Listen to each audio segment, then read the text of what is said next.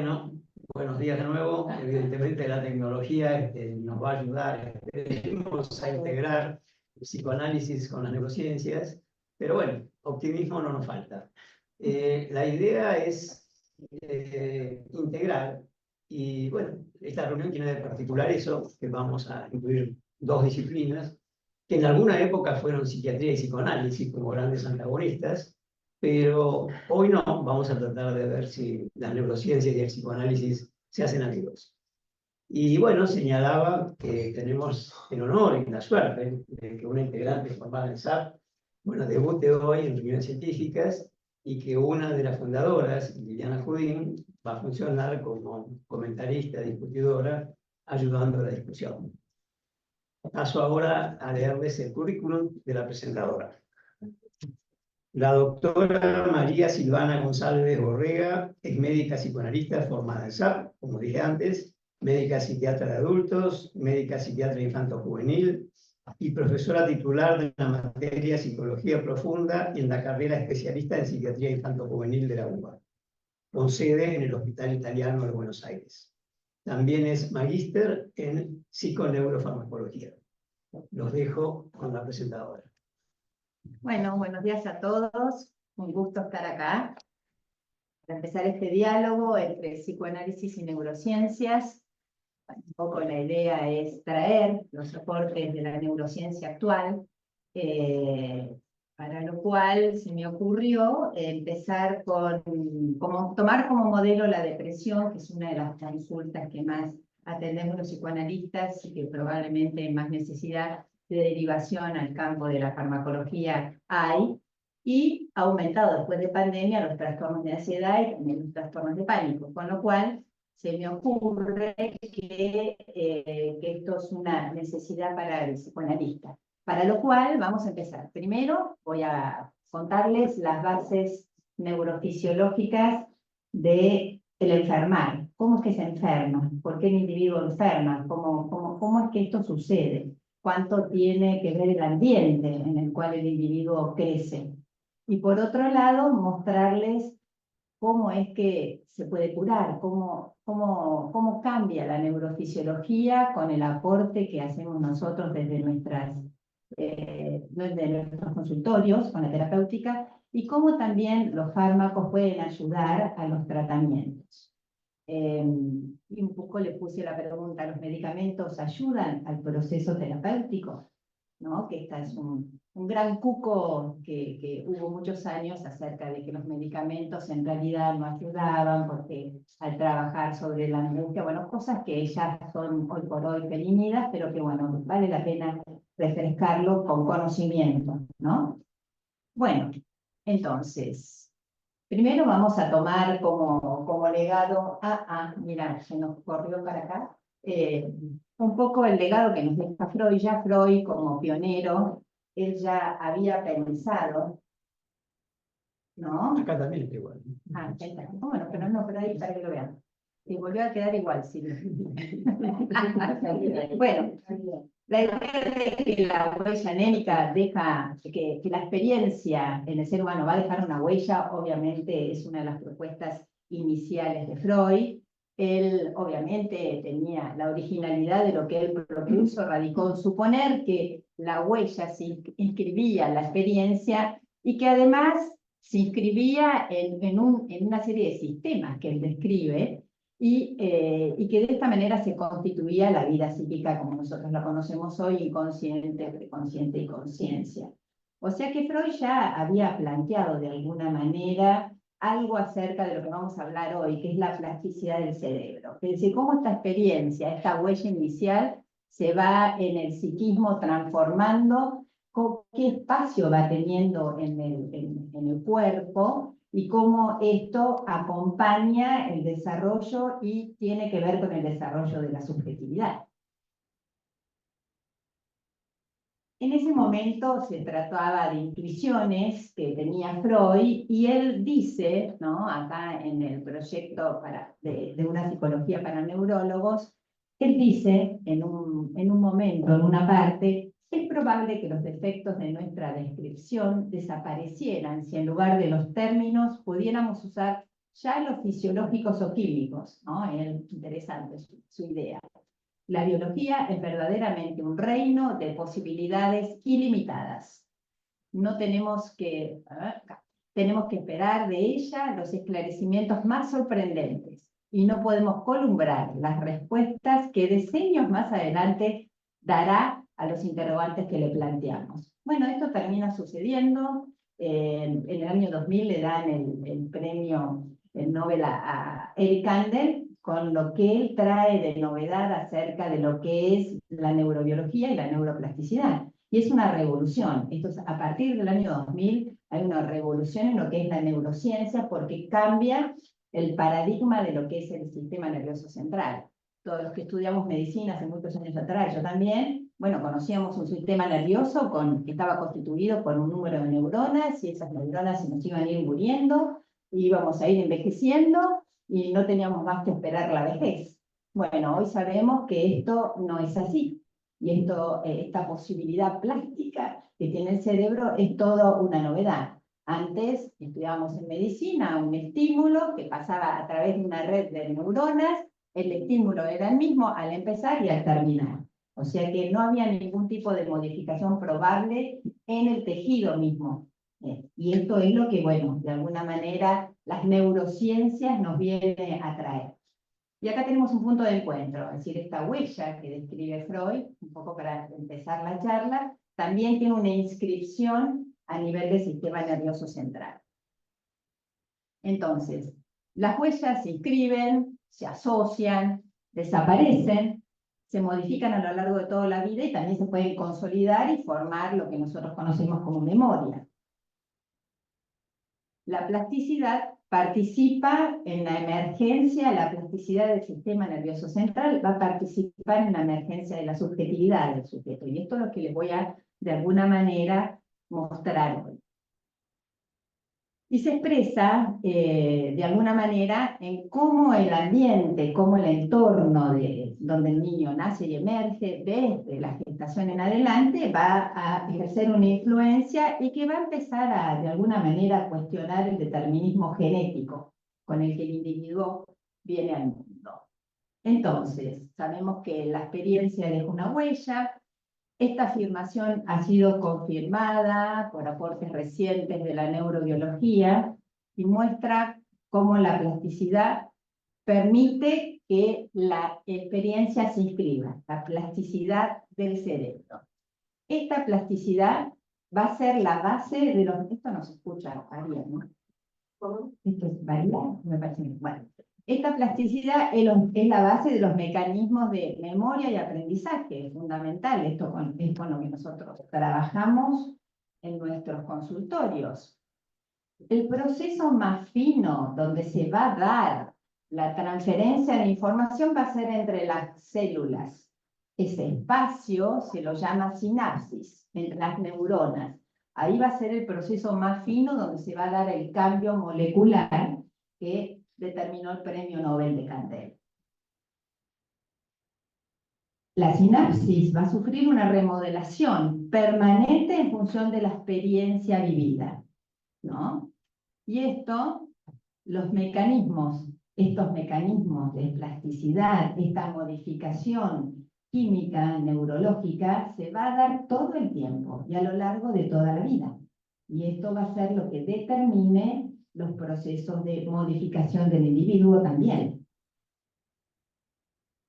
Entonces vamos un poco a qué es la neuroplasticidad y traje una definición del campo de la neurociencia. Me parecía muy linda la definición, porque fíjense cómo se define desde el campo de la neurociencia, como la capacidad de una vivencia de producir cambios fisiológicos. La vivencia, la experiencia, produce cambios fisiológicos ¿en qué? Nada más y nada menos en la citoarquitectura, citocelular.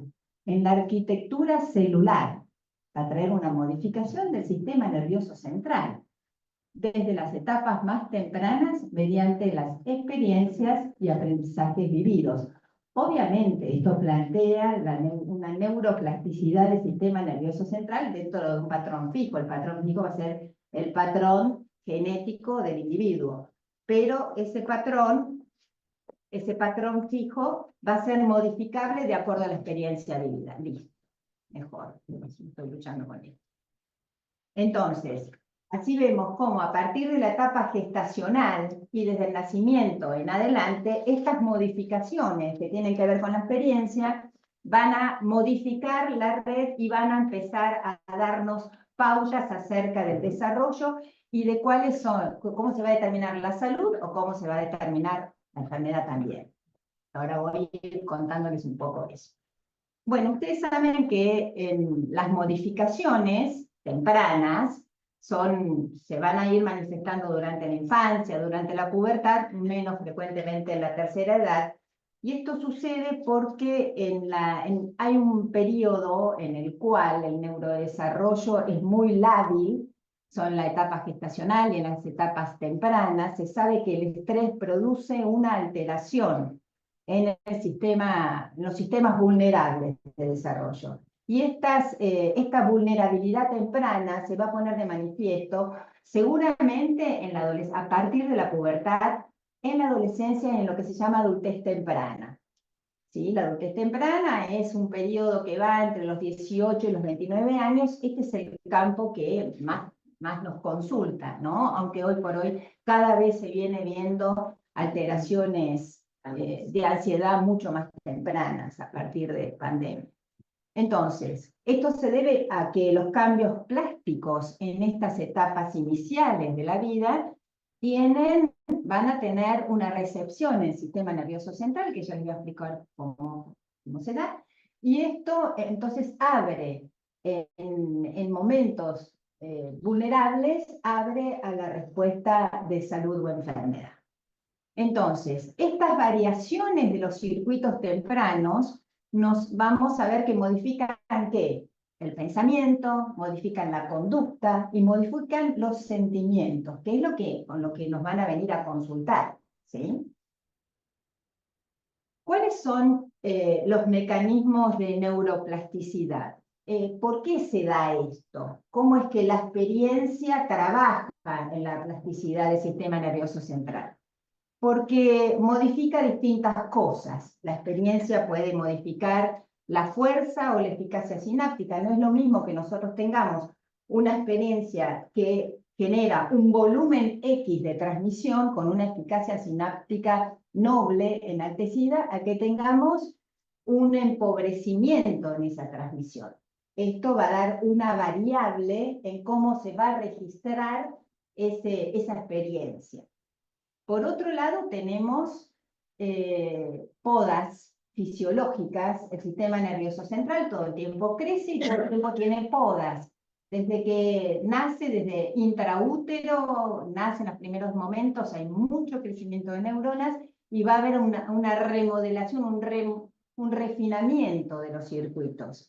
Una de las podas que también es muy importante es la que se da en la pubertad, porque la poda de la pubertad tiene mucho que ver con el arranque de muchos trastornos. Si yo tengo un sistema que es florido y después de ese sistema me viene una poda, bueno, tengo altas chances de que en ese empobrecimiento que surge fisiológicamente, si tengo un sistema nervioso central que está flojo, bueno, voy a tener más posibilidad de que determinados trastornos que trae ese puber se pongan de manifiesto a partir de la pubertad en lo que es la adolescencia o más tarde, como dije, en adultez temprana. Otra posibilidad es porque el entorno también va a modular la excitabilidad, cómo se excita el cerebro y cómo se comunican las neuronas, sí, la experiencia también modifica, entonces esto da un cambio en la plasticidad. Y por otro lado, un descubrimiento actual fundamental, la neurogénesis. La neurogénesis es la formación de nuevas neuronas, ¿sí? Esto es una novedad, se descubrió no hace mucho que el cerebro tiene la posibilidad de criar nuevas neuronas. Yo creo que las neuronas, que cuando estudiamos fisiología, allá en el año 80, que habían las neuronas en reloj de arena, probablemente que Ramón y Cajal había descubierto como las neuronas en reloj, no se sabía bien cuál era la función, creo que eran neuronas dividiéndose, hoy por hoy puedo sospechar eso, pero bueno, hasta hace pocos años esto no se sabía. En los mamíferos, en el bulbo olfatorio y en otras regiones se está estudiando en el ser humano, pero sí sabemos que en el hilo dentado, que es un lugarcito, que les voy a mostrar una foto de dónde se ubica más o menos, en el hipocampo, que es el reservorio de la memoria, en el hipocampo tenemos una zona que se llama giro dentado, en donde nacen nuevas neuronas, siempre y cuando estemos en un ambiente enriquecido, ¿sí? En determinados ambientes, no situaciones críticas o extremas. Entonces, estos son los mecanismos por los cuales la plasticidad se va a modificar. Mecanismos normales, por cierto. Acá vamos a poner este videito, a ver dónde está, acá. What you're looking at here are two neurons under the microscope that I filmed. And if you wait really patiently, you'll be able to see them connecting to one another. ¿A Esto ustedes es la les sale el carpeta video? laboratorio. A mí no me sale el video. Bueno, no sale, sale para la audiencia. ¿Qué va a hacer? Bueno, no, dicen que no le sale. Bueno, fíjense, esto es obviamente es una científica que está estudiando cómo las neuronas conectan entre sí. Esto es en placa de Petri en laboratorio, así que imagínense que estos son dos neuronas. Tenemos montones de conexiones cerebrales y lo que se ve acá, estos son los botones sinápticos y cómo dos neuronas conectan. Esta es la parte del botón sináptico que busca la conexión con la otra neurona, y estas son las dendritas, son los pelitos que conectan. Esto es fundamental. Esto es lo que les dije a ustedes, sinapsis. Esto es una sinapsis, ¿sí? Y esto se da constantemente en el cerebro. Ustedes están todos haciendo un montón de sinapsis tratando de entender lo que digo, ¿sí? Esto se da todo el tiempo. Bien, vamos a la que sigue. Bien, no, vamos a, ya está, salimos de acá y vamos a la diapositiva que sigue. Muy bien. Entonces, ¿qué es lo que va a determinar esta plasticidad sináptica? Va a poner en marcha lo que son los procesos de aprendizaje y de memoria, ¿sí? Una vivencia, entonces, puede producir cambios, como vengo diciendo, en la eficacia sináptica. Produce cambios en la comunicación. Esto va a determinar qué aprende el cerebro, qué se aprende y qué no se aprende, y qué se fija y qué no se fija, ¿sí? Por eso estamos con la plasticidad sináptica. El cerebro traduce entonces una vivencia transitoria, lo puede llevar a un número infinito de recuerdos, ¿sí? Que van a quedar en la red, que pueden durar décadas, horas, minutos, décadas, dependerá. Y de qué va a depender también lo vamos a ver. Estos cambios, para que queden fijos y se establezcan como memorias, tienen que ser consolidados también con procesos moleculares, ¿sí? Y tienen que ser estabilizados. Si no se estabiliza, el sistema nervioso no mete en el CPU, no lo va a tener después como dato, ¿sí? A veces va a meter datos que no queremos, que van a estar en el CPU, por ejemplo, el sesgo negativo del paciente con depresión, la rumiación negativa, la tiene, la tiene ahí reverberante, y en otros momentos hay cosas que, bueno, van a pasar de largo. De hecho, ustedes después de determinada edad habrán sufrido este tema de que, bueno, los olvidos, por ejemplo, ¿no? De cómo también algunas memorias se van a perder. Entonces, vamos a hablar un poco de cómo se da la inscripción, cómo se da la modificación. Bliss y Lomo son dos científicos que estudiaron en la pricia, que es un molusco. ¿Por qué lo estudiaron en el molusco? Porque tiene neuronas grandes, entonces estudiaron el hipocampo del molusco, y ellos vieron cómo se modifica la inscripción. Esto que dije al principio, un sistema nervioso central que no modificaba, que de la neurona A hasta la Z lo que iba pasando era siempre lo mismo hasta que terminaba la transmisión. Esto es lo que se descubre que no es así. Nosotros tenemos el sistema nervioso central dividido en, digamos, el 90% de las células está dividida entre células que excitan a los otros sistemas, para que podamos pensar, caminar, todas las funciones cerebrales. Tenemos un sistema que excita la neurotransmisión, la pone en marcha, y tenemos un sistema que coordina y apaga. ¿Por qué? Porque si se excita mucho, quema. Si se excita poco, no tenemos transmisión. Entonces tenemos una modulación entre ambos circuitos. El sistema que excita se llama sistema glutamatérgico, ¿sí? Que está por debajo de toda la neurotransmisión que es más conocida, serotonina, dopamina, noradrenalina, ¿sí? El sistema excitatorio se llama glutamatérgico. En este sistema excitatorio es que estos científicos descubrieron, torturando al pobre molusco, descubrieron que resulta que un estímulo en determinados sitios que se llaman receptores, cuando se da un estímulo y se vuelve a estimular un poco después, la respuesta no es la misma, sino que hay una respuesta mayor, ¿sí? Cuando se da en determinado tiempo. Este fenómeno se lo llamó potenciación de largo plazo. Este fenómeno de potenciación de largo plazo es un fenómeno crucial, importantísimo, ¿para qué? Para la inscripción de la memoria. Nosotros necesitamos determinado potencial necesario para que haya una modificación en la sinapsis, para que esta sinapsis se etiquete, se llama, para que se dé una modificación. Y esa modificación se va a traducir en un aprendizaje de la neurona y para nosotros en un reaprendizaje o la instalación de fenómenos de memoria. Entonces, ellos descubren en las sinapsis excitatorias del hipocampo de este molusco, como es una célula enorme, le pueden meter un electrodo adentro y descubren cómo este potencial se incrementa. Y esto también se replica en las ratas, y bueno, sabemos que en el ser humano sucede lo mismo. Estos receptores van a transmitir una potencia determinada que necesitamos para todo lo que es aprendizaje. Entonces, este enaltecimiento sináptico, esta potencia, se la llamó potenciación de larga duración, LTP, potenciación de largo plazo. Y esta es una novedad importantísima para la neurofisiología. Y este fenómeno, ¿qué nos da? Nos dice que hay fenómenos moleculares que se dan en las neuronas, y estos fenómenos moleculares son los que nosotros vemos después en los procesos de memoria del individuo, pero que esto está acompañado de algo que sucede dentro de las neuronas. Este es el modelo de cambio funcional que depende de qué, de la actividad. Si el individuo no está en un medio con actividad, esto no se da. Esto también es una cosa importantísima a tener en cuenta. Los fenómenos se dan porque el medio enriquecido produce esto, ¿sí? La estimulación en la casa, la estimulación que hacemos nosotros en los consultorios, dan este tipo de fenómenos. Enaltecen y potencian los fenómenos fisiológicos. Y así se va estableciendo lo que nosotros conocemos como la memoria de largo plazo. Entonces, esta actividad generada por la vivencia va a ser modificaciones que van a ser duraderas, que se van a sostener en el tiempo.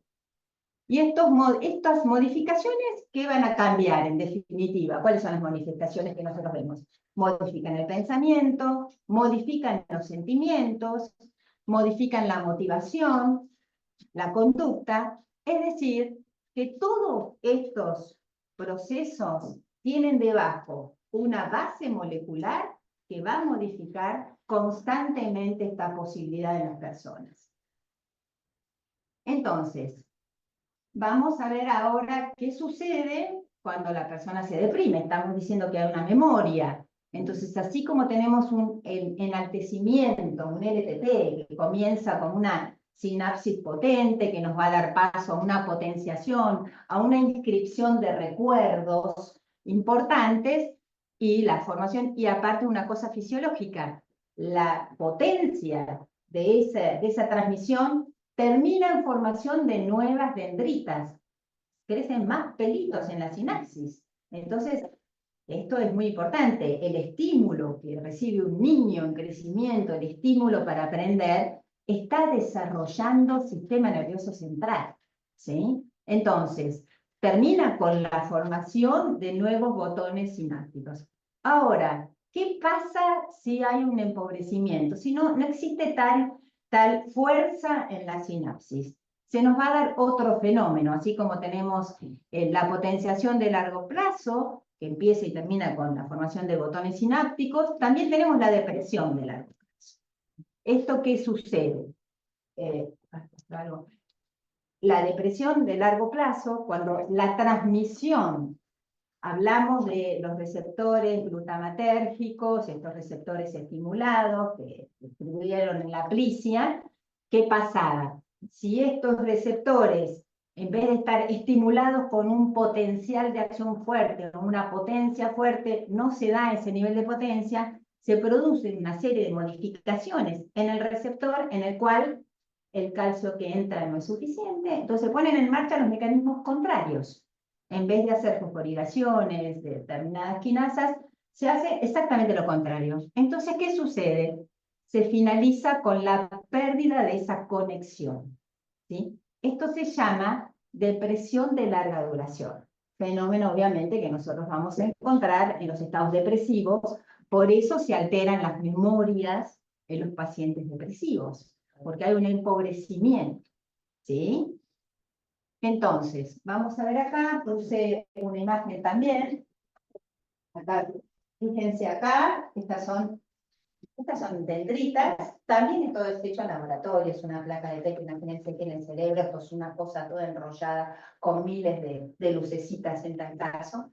Cada una de estas lucecitas que vemos acá es una sinapsis y estas son dendritas, ¿no? Esto hecho en laboratorio, ¿sí? Entonces, se forman durante el aprendizaje, se forman durante los procesos de memoria. Todas estas conexiones son las que sostienen todos los procesos de memoria. Bueno, sigamos. Entonces, lo que sabemos es que la actividad neuronal que genera una vivencia puede causar entonces modificaciones duraderas, para bien o para mal, ¿sí? Entonces, a largo plazo, ¿cómo se expresa? ¿Con una potenciación de largo plazo o con una depresión de largo plazo? Y en el caso de la depresión de largo plazo, disminuye la transmisión sináptica hasta la desaparición de la conexión entre las neuronas, ¿sí? Esto es un fenómeno clave para que nosotros podamos entender la actividad, cómo la actividad molecular está por debajo de lo que nosotros vemos como una modificación de la conducta. Cuando nosotros vemos el síntoma, estamos suponiendo que toda esta neurofisiología es la que viene dando como consecuencia estas manifestaciones, ¿no? Entonces, bueno, y esto es una cosa clave, obviamente, que es que la experiencia va a refinar los circuitos. El sistema nervioso central almacena, procesa siempre en actividad. Lo que no hay en actividad no se va a dar. De hecho, cuando vienen los pacientes a la consulta, después de que se sienten bien, pasaron su episodio depresivo, dicen, doctora, yo estoy bárbaro, pero no tengo más memoria. Y acá nosotros vamos entendiendo por qué. Entonces, ¿cómo hago? ¿Cómo hago ahora para tener de nuevo memoria? Porque yo ya no me acuerdo cosas de mi historia y no me puedo acordar. Miro una película y no sé qué vi. Entonces, una de las cosas que yo les explico es que tiene que haber un reaprendizaje, ¿sí? ¿Por qué? Porque la actividad de fijación es una actividad particular. Entonces, hay que volver a aprender a tener memoria. Después de un episodio en el cual hubo todos estos cambios fisiológicos que les estoy contando. Entonces, dijimos que la memoria comienza con el enaltecimiento, la potenciación, pero además tiene que haber otras cosas más que acompañen para que el fenómeno de fijación de memoria se dé. Porque en principio los cambios fisiológicos son reversibles. Yo puedo tener un enaltecimiento, pero si después no me viene una serie de modificaciones más, eso que empezó se pierde. Es reversible este fenómeno. Entonces, para lo cual va a requerir ¿de qué? De expresión de genes. Y ahora les voy a explicar qué es esto que se llama hoy epigenética, que deben haber escuchado nombrar. Y la expresión de genes, ¿qué hace? Que se sintetice todo lo que necesitamos para que el cerebro funcione. Y que se sintetizan proteínas, se sintetizan receptores, se sintetizan todos los factores que necesitamos para vivir, se sintetizan por estos estímulos en todo el sistema nervioso central. Sobre todo con una proteína que se está creyendo que es la llave que abre la expresión de los genes, que también se los voy a explicar. Entonces sabemos que hay factores ambientales, sabemos que el ambiente influye, sabemos que hay el estrés influye de manera soberana en el sistema nervioso central. Ustedes se acuerdan que McEwen en 1963 había hablado de lo que era el fenómeno del estrés agudo, de lo diferencio del estrés crónico. Él habló, bueno, si nosotros tenemos un episodio agudo, de estrés, el sistema nervioso responde con los corticoides. Los corticoides es porque hay un eje, hay un pizarrón. No, bueno, no importa. Tenemos un eje en el sistema nervioso que pone en marcha el sistema de alerta vía corticoides, y después hay otras estructuras en el cerebro que dicen, bueno, ok, listo, ya está, ya entendimos, basta, y lo frenan, ¿sí? Estas estructuras que combinan entre sí pueden dar como, voy a escribirle algunas cositas nada más que para que no esté tan en el aire. Bueno, entonces, vamos a hablar de algunas cositas nomás. Yo les hablé, ¿se acuerdan del lugar donde se generan neuronas? Hablé del hipocampo, ¿sí? Entonces vamos a poner acá, un dibujito, vamos a poner acá hipocampo. No es así, pero no importa. Vamos a poner hipocampo. El hipocampo en realidad tiene forma de hipocampo, es más así. Tiene una zona que dije acá, que es la zona donde se generan las neuronas, ¿sí? Y una zona que donde están las células grandes piramidales, que están dentro del hipocampo. El hipocampo es muy importante porque está relacionado con muchas funciones, tiene sitios de disparo de distintos trabajos químicos en el cerebro. Y tenemos otra cosa. Como nos ponemos nerviosos, hay un eje. ¿Se acuerdan del eje hipotalámico?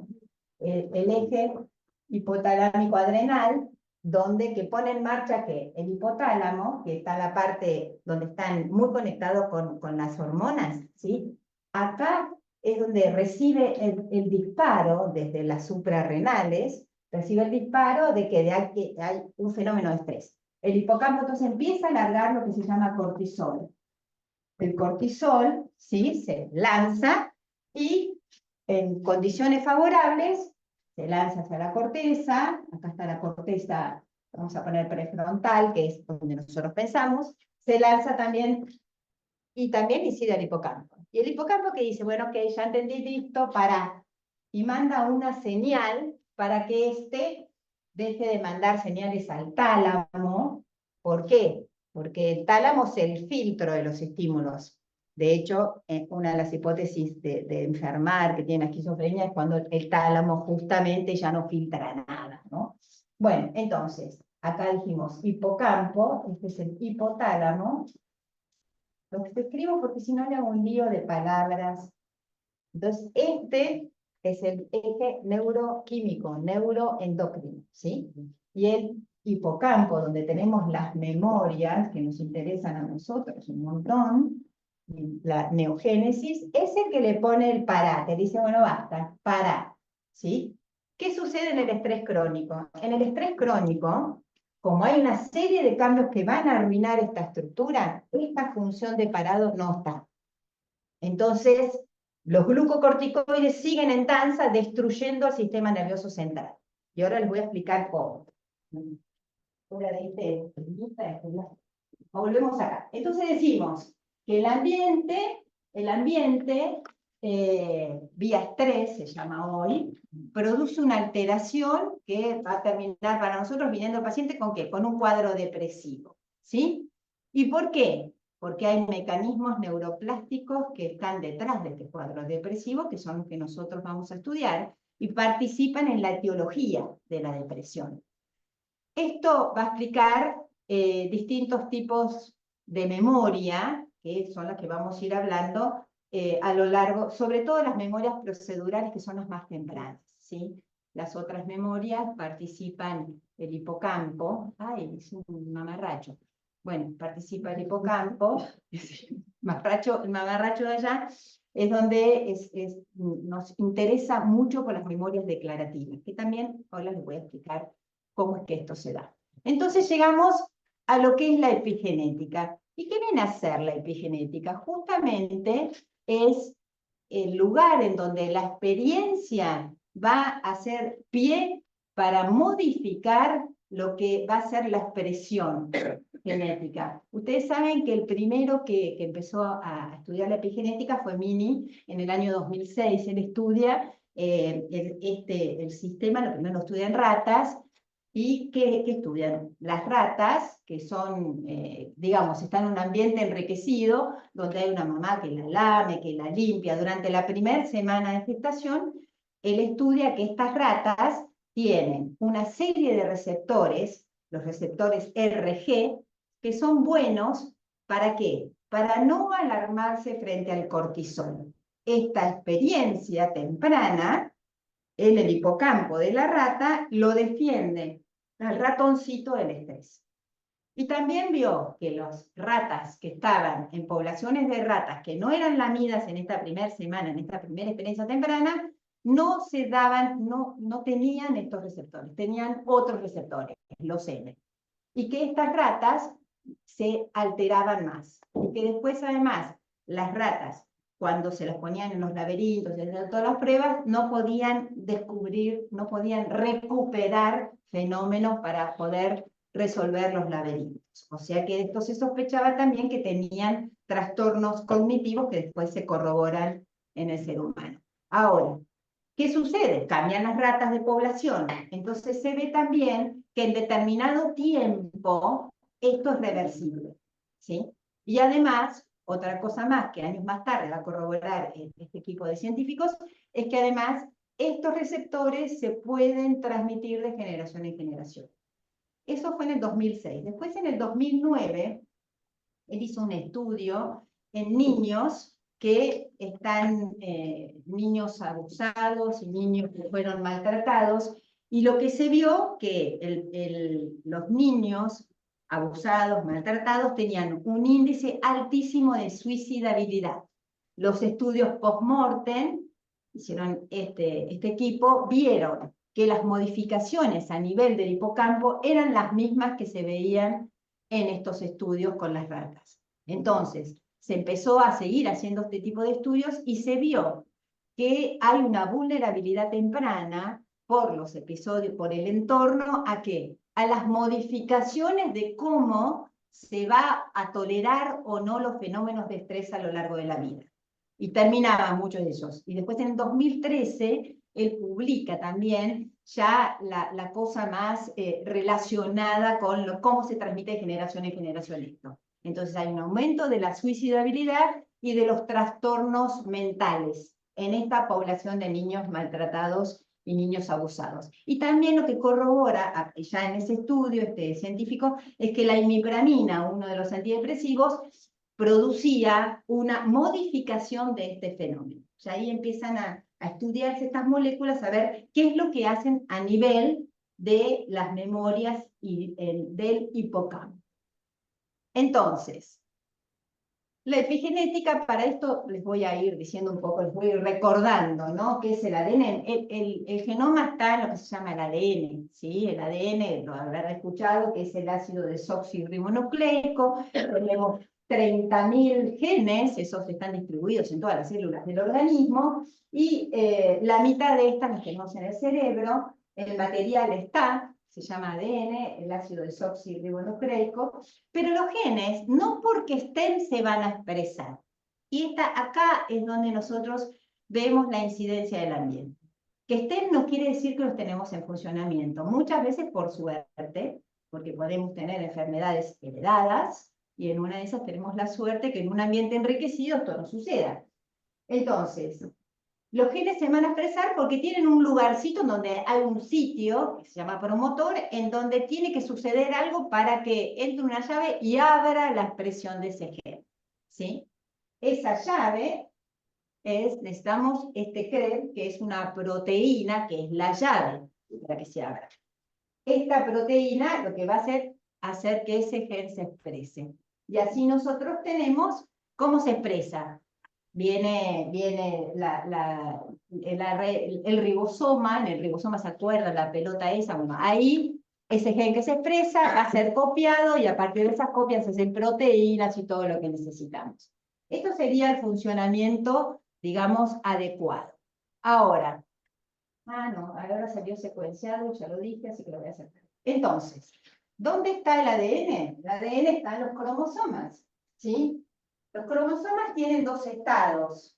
Hay un estado inactivo, que es cuando está todo apelmazado, sería este, y hay un estado, ese estado está inactivo, ¿sí? A veces, por cuestiones no deseables, está inactivo, y hay, cuando está estiradito así, es cuando se puede copiar. Acá hay un sitio rosa, en donde, ¿por qué? Porque ahí la cromatina está laxa, entonces esta máquina transcripcional puede venir y copiar lo que nosotros necesitamos de ese gen.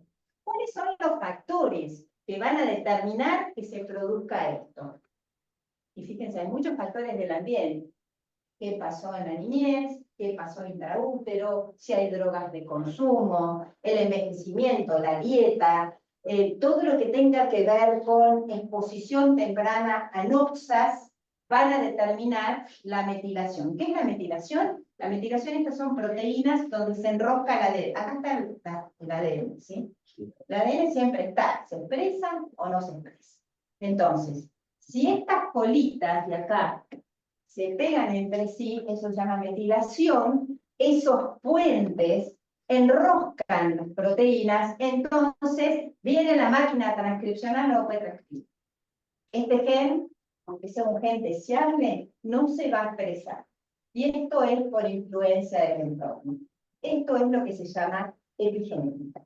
¿Sí? En el caso de Mini, lo que él descubrió que lo que se transcribía cuando estaba acetilada las histonas en el hipocampo era que nos daban todos los receptores para que el estrés no nos influya de mala manera. Entonces, bueno, él descubre que esa acetilación, es esa apertura de las pelotas estas, como sucede acá, viene la máquina y transcribe lo que necesitamos, ¿sí? Entonces, tenemos el receptor para defendernos del estrés. Ahora, si tenemos medios que no nos favorecen, eso no va a suceder, ¿sí? ¿Se entiende? Bien, entonces, seguimos un pasito más. ¿Se entendió alguna? ¿Eh? ¿Se escucha? Ni idea. ¿Se escucha? Para la gente del Zoom, ¿están escuchando bien o no? No sé. Están muteados todos. Bueno, entonces, lo que dijimos acá es que... Se escucha bien, pero no se ve nada de lo que muestra. Dice, se Nada. escucha, pero no se ve. No se ve video, nada. No se ve ni el Audio video. muy bien. Y escúchame, las diapositivas tampoco se ven. No, no se vio nada. Quedó solamente el primer cartel y el audio perfecto. Quedó fijo. Bueno. Bueno, No, y ahora- se ven ustedes, pero no se ven ni las diapositivas no se ven. Se ven No, ustedes no. todo el Se ve. Bueno. Perdón, Bueno, yo voy a seguir contando todo, ¿sí? Así ustedes, a mí las diapositivas me hacen de ayuda a memoria, no se preocupen. Yo hablo. Bien, entonces, dijimos, estamos en la epigenética, en la incidencia del entorno, como el entorno nos propone que se pueda expresar un gen o que no se vaya a expresar. Esta es la modificación. Por eso es que la epigenética viene a discutir este paradigma antiguo de que, bueno, la expresión genética va a determinar, bueno, esto no es así. La expresión del genoma, si bien el ADN no se modifica, lo que se modifica es la posibilidad de que se exprese. ¿Sí? Yes. Es como si la experiencia seleccionara qué gen se activa y qué gen no se activa para la expresión, para después la síntesis de proteínas, etcétera. Sí, no sé si la experiencia selecciona, lo que se ve que las experiencias nocivas condiciona, diría, ¿no? El impacto de la experiencia Claro. determina que Claro. cada persona Claro, sí, vive creo que un nivel determinado. Claro, es que como que cierra la puerta, permiso, pero estuve con todos todas las... Cierra la puerta y al cerrar la puerta, cierra la llave, no se produce la apertura, todas las proteínas sobre las cuales está el ADN envuelto se apelmazan y inactivan al ADN. Al inactivarlo no tenemos lo que nosotros necesitamos, proteínas para vivir, para estar tranquilos, no tenemos nada. Entonces, este es el fenómeno que se estuvo estudiando. Y además, como dije en los casos de las ratitas y en los casos de los niños, se vienen estudiando cuáles son las cosas que no se fabrican. Y al no fabricarse tenemos síntomas, entre ellos los síntomas depresivos y suicidabilidad, como se estudió en el caso de abuso y maltrato infantil. Debe tener mucho que ver con el tema de resiliencia, ¿verdad? Exacto.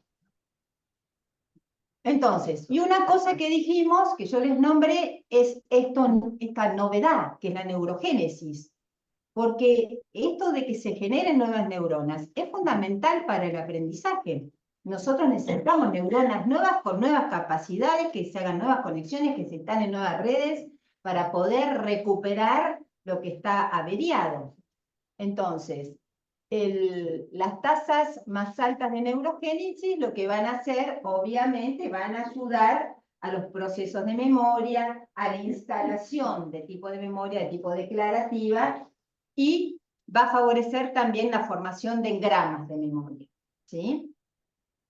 Obviamente, las acciones fundamentales de los antidepresivos están relacionadas con la neurogénesis, con la posibilidad de los antidepresivos de generar nuevas neuronas, y se relaciona con la respuesta terapéutica, aunque todavía cómo es que la neurona recupera ese bienestar, eso todavía no. Está en discusión, hay algunas que otras hipótesis, pero no se sabe.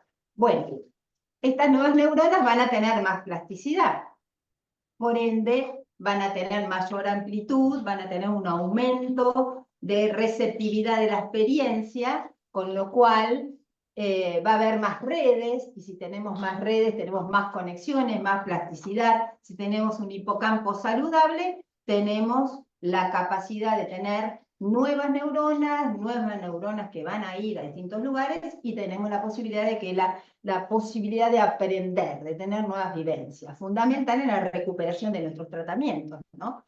Entonces, ¿qué pasa con los niveles sostenidos de estrés? Van a dañar el hipocampo. Si dañan el hipocampo, tenemos problemas con la neurogénesis, ya lo vamos entendiendo.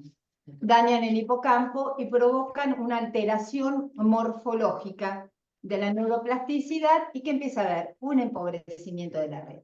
Dijimos que se pierden los botones sinápticos, se pierden las conexiones, hay atrofia, se pierden, atrofia quiere decir muerte, hay atrofia de las dendritas, la zona de la CA3, que es la zona periférica donde están las células piramidales que conectan a todo el sistema nervioso central, desaparecen, empiezan a desaparecer. La glía son los astrocitos, la sustancia blanca tenemos el carburo para que la alimentación de todo el sistema. Ahí tenemos la glucosa. Si se mueren las células de la glía, no tenemos glucosa. Y además se fabrican los vasos. Necesitamos vasos con oxígeno, todo eso. Bueno, todo eso empieza a tener una caída brusca. Y empieza a ponerse en marcha, lamentablemente, un programa de muerte celular. La muerte celular programada la tenemos todos y se tiene que dar a determinada edad. Cuando se producen situaciones de mucha adversidad, la muerte celular programada se adelanta. Y esto también es un mecanismo neurofisiológico, lamentablemente, que se pone en danza. Y tenemos los efectos nocivos en donde nacen las nuevas células, que es el giro dentado. Entonces, bueno, tenemos peligro de extinción. También esto lo vemos en el hipocampo, pero también vemos la amígdala. ¿La amígdala qué es? La amígdala es la estructura de la ansiedad y del miedo. El ser humano nace con la amígdala madura. El bebé está listo para gritar una vez que atravesó el canal del parto. Está maduro. El hipocampo no. Recién a los 2 años vamos a tener que se va a empezar a armar este lugar donde las memorias van a empezar a circular. Pero la estructura para el susto, para la respuesta de huida, está de entrada, la tenemos andando. ¿Qué produce? ¿Qué cambios plásticos se dan? En la amígdala hay una neuroplasticidad aberrante, se llama, está loca. Entonces, el individuo que tiene más ansiedad y tiene más miedo. Miedo al futuro, miedo de que no va a poder, miedo que no se va a recuperar. Y también tenemos en el centro, en la usina de la dopamina, que controla el movimiento, el placer, depende, hay muchas vías de dopamina. Bueno, también tenemos un empobrecimiento de la dopamina. Entonces, ¿qué tiene el individuo cuando viene a consultar? Anedonia, falta de placer. Y además, ¿qué tiene? No se puede levantar de la cama, no se puede mover. Todas estas son las alteraciones que se dan. Y obviamente que el hipocampo, que es clave, por esto que les estuve explicando, empieza a ser dañado, no solamente por el estrés, sino porque lo que pasa es que el sistema excitatorio empieza a desregularse, entonces tenemos un glutamato loco que empieza a provocar incendios, como los de Córdoba, y no se pueden apagar. Y este incendio no se apaga. Esto también lastima la red. Y por otro lado, tenemos factores necesarios para todas estas funciones, que se llaman los factores neurotróficos, que empiezan a empobrecerse. Entonces, los factores neurotróficos tenemos fundamental. En 2008 se descubrió el BDNF, que es el factor neurotrófico derivado del cerebro, ¿sí? La pérdida de este factor, ahora lo van a ver en una diapo, activa la muerte celular programada. Por otro lado, intervienen muchas funciones. Interviene en la potenciación de la larga duración, en la supervivencia celular, en la generación de nuevas neuronas, y los antidepresivos también estimulan la formación de BDNF. Hay otro factor acá les puse mal puesto, pero no importa. Preguntar si pueden ver ahora los depresivos. No, eso no lo van a También. ver. No la ven, No, Entonces contarlo rápido. Acá lo que les voy a mostrar nada más en esta tomografía, lo que es, esto se llama hipocampo, es esta zona de acá, ¿sí? Está en los dos hemisferios. En este caso lo puse porque se ve bien, porque ven que hay mucha luz acá. Este es el caso de una paciente con esquizofrenia que tiene muchos trastornos de memoria y hay una rotación anormal, y esta luz quiere decir que hay muerte celular en el hipocampo, porque si no tendría que ser un hilito nomás. Y esta luz acá, excesiva, significa que esa estructura se atrofió. Bueno, tiene otras estructuras, la amígdala la tiene bien. Bueno, sigamos. Entonces, paso rápido porque no la ve el auditorio, así que vamos a ver. Y el otro factor es el factor que se fabrica en la sustancia blanca, que es el factor de los vasos. Necesitamos vasos para que haya oxígeno. Entonces, hay otro factor necesario, que es que la vascularidad del cerebro esté bien, y esto depende de otro factor, que es este factor, de las células endoteliales.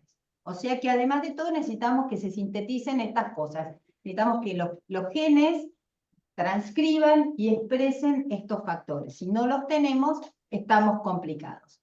Entonces, esta alteración de la neurogénesis se la considera la falla central en los cuadros de depresión, ¿sí? Es la falla central.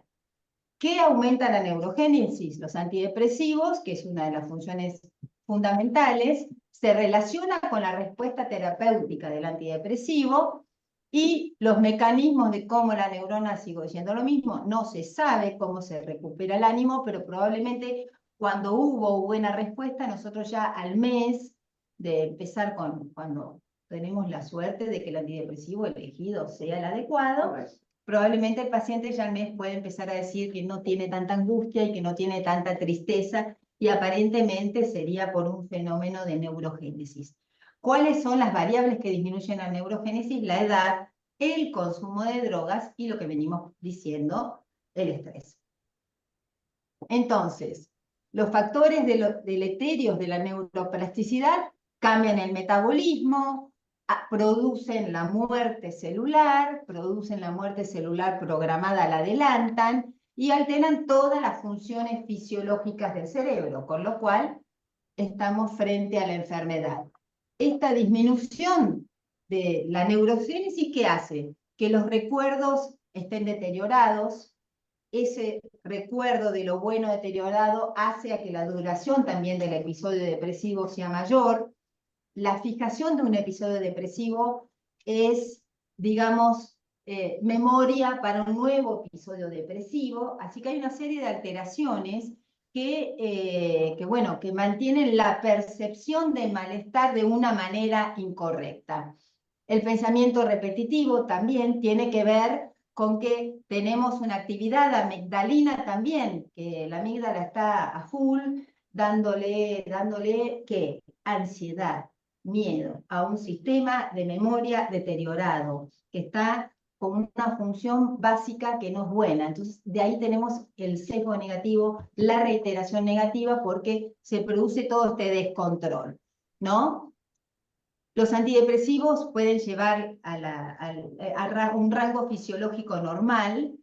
También es importante la psicoterapia. la psicoterapia es fundamental para la incorporación de nuevos engramas de memoria, ¿sí? O sea que el éxito terapéutico va a estar basado en la combinación de ambas cosas. Probablemente el antidepresivo va a trabajar en los núcleos centrales y nosotros a través del trabajo terapéutico vamos logrando, porque hay una relación entre la corteza, el pensamiento y los núcleos centrales. Entonces, esta relación, que también se mantiene en psicoterapia antidepresivo, es la que va a hacer que todos estos engramas de memoria puedan empezar a ser discutidos y se pueda revertir.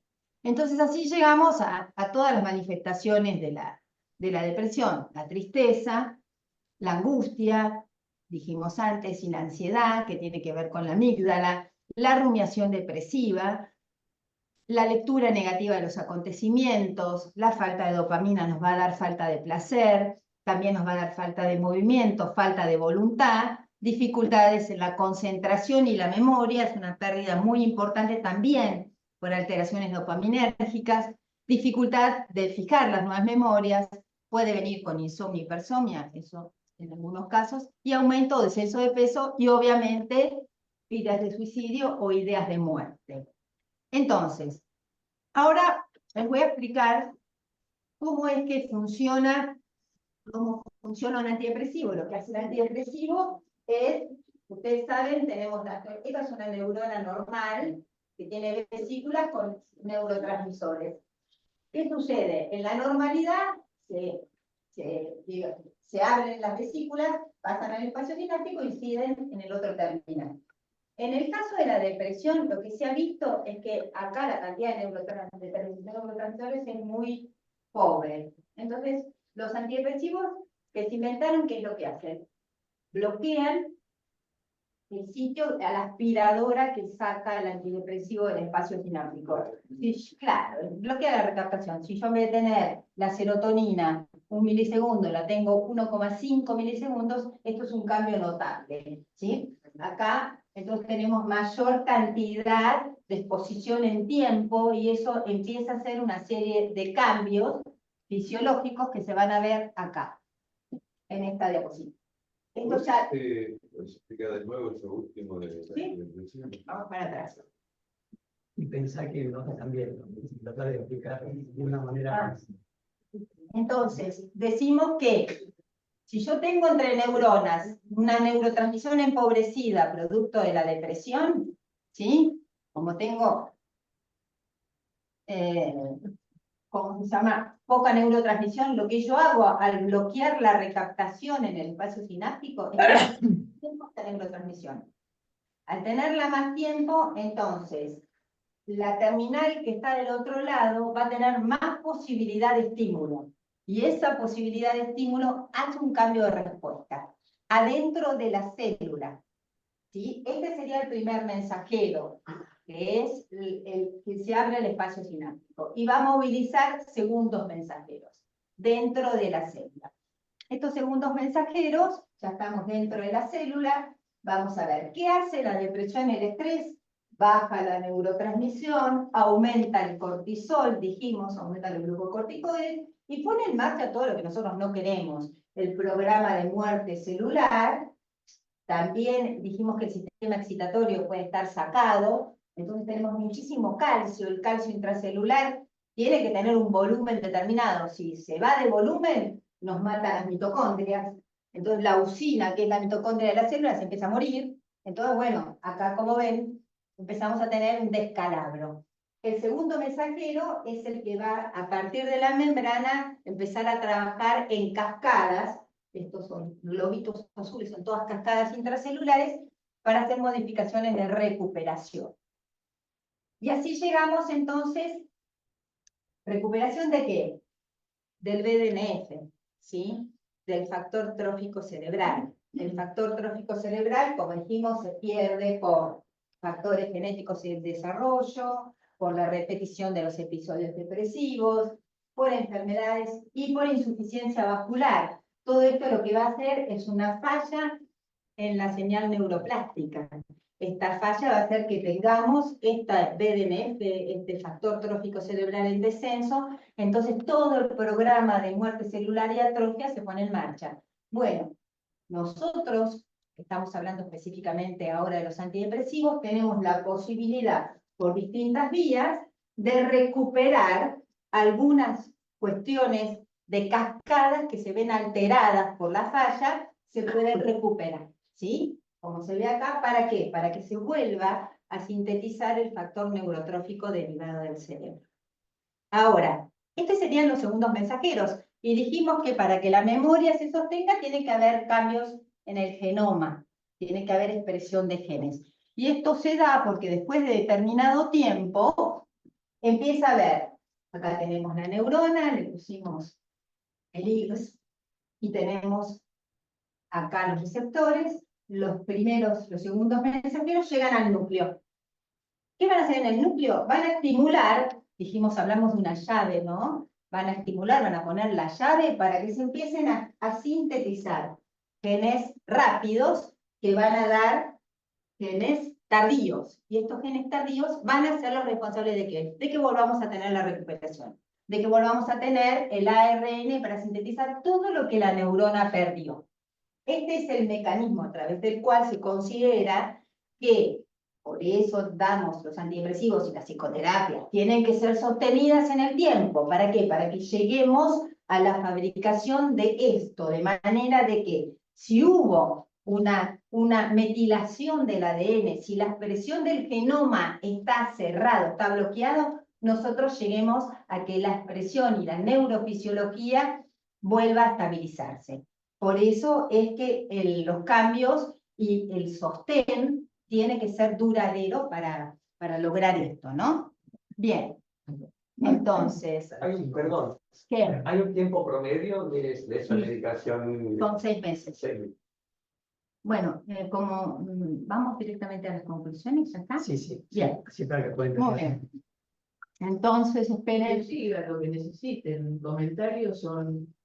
No, pero para que después vienen preguntas. Bueno, entonces, ¿saben qué? Como nos atrasamos mucho al principio, acá puse otra, esta viene con música. ¿Se ve? Bueno, hacemos un ratito nomás de descanso de todo lo que dije. Y acuérdense que Muchos- además está grabado, por lo cual pueden después en YouTube con más tranquilidad estimular la memoria. Esto es en tiempo real, sí. También es en laboratorio, ¿no?